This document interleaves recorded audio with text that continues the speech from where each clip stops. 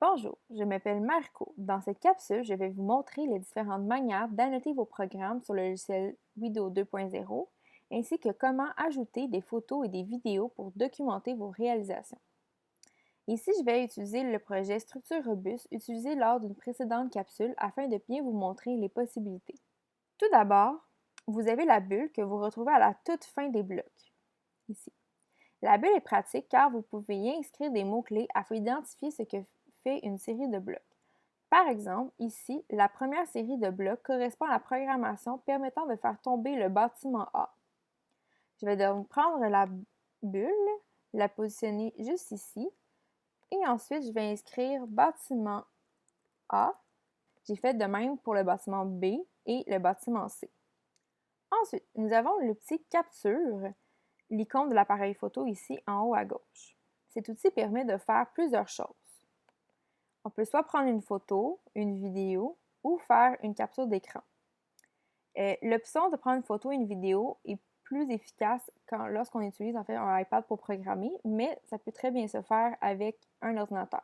Avec cette dernière option, vous pouvez faire une capture d'écran de votre programme. Cela permet de garder des traces des différents essais que vous avez faits sans avoir un millier de programmes. Par exemple, ici, je veux conserver en mémoire mes différents programmes.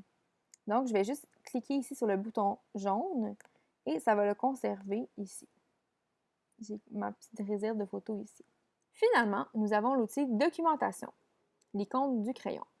C'est cet outil que j'ai utilisé pour compiler mes essais et mes résultats du projet Structure robuste. Voyons ensemble les différentes options qu'offre cet outil. Premièrement, lorsque l'on clique sur l'icône crayon, ceci apparaît. En ordre, on peut ajouter des photos en utilisant celles qui se trouvent sur votre tablette ou votre ordinateur, de même que pour des vidéos. Puis, nous avons finalement l'icône pour ajouter du texte.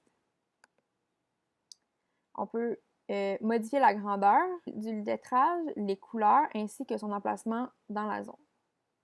Ensuite, ici, le cadenas permet de barrer la modification. Donc, ça veut dire qu'on ne peut plus toucher à ce qu'on a fait. Le plus permet d'ajouter une nouvelle page. Ensuite, nous avons le petit troisième icône, celui-ci, permet de sélectionner un modèle de mise en page. Cette fonction est intéressante.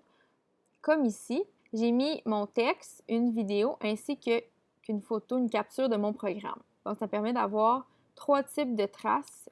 Ensuite, le petit X permet de supprimer la page. Et finalement, celui-ci ici, un rectangle avec une flèche vers la droite, permet d'exporter le document sous forme de PDF ou d'image. Lorsqu'il est exporté sous forme d'image, celle-ci va être enregistrée dans l'application photo si vous êtes sur un iPad par exemple. Voici ce qui conclut la présentation des différents outils afin de garder les traces dans le logiciel Widow 2.0. Ces outils pourraient être utilisés pour une compétition FLL Explore afin de faciliter la présentation aux juges et aux visiteurs. Merci beaucoup!